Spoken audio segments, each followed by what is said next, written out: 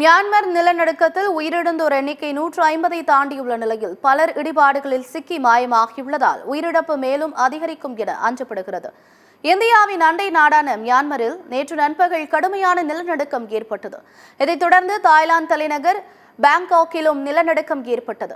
அடுத்தடுத்து ஏற்பட்ட நிலநடுக்கத்தால் கட்டிடங்கள் இடிந்து விழுந்தன.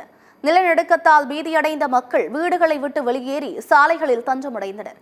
வானுயர கட்டடங்கள் இடிந்து விழுந்ததால் மக்கள் உயிருக்கு பயந்து வீதிகளில் ஓடிய காட்சிகள் நெஞ்சை உலுக்கியது. இந்நிலையில் மியான்மர் நிலநடுக்கத்தில் உயிரிழந்தோர் எண்ணிக்கை 150ஐ தாண்டியுள்ள நிலையில் பலர் இடிபாடுகளில் சிக்கி மாயமாகியுள்ளதால் உயிரிழப்பு மேலும் அதிகரிக்கும் என அஞ்சப்படுகிறது. காயமடைந்த 1000க்கும் மேற்பட்டோர் மீட்கப்பட்டு மருத்துவமனைகளில் அனுமதிக்கப்பட்டுள்ளனர்.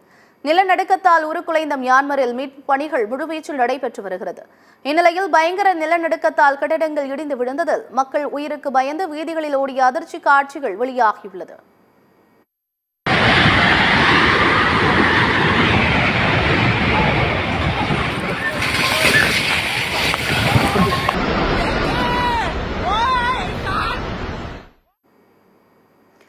மியான்மரின் மத்திய பகுதியை மையமாக கொண்டு ஏற்பட்ட இந்த நிலநடுக்கம் தாய்லாந்திலும் கடுமையாக உணரப்பட்டுள்ளது.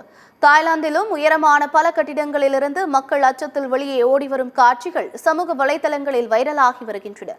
தாய்லாந்து தலைநகர் பாங்காக்கில் இந்த நிலநடுக்கம் கடுமையாக உணரப்பட்டது. நிலநடுக்கத்தை தொடர்ந்து பாங்காக்கில் அவசர நிலை பிரகடனப்படுத்தப்பட்டுள்ளது.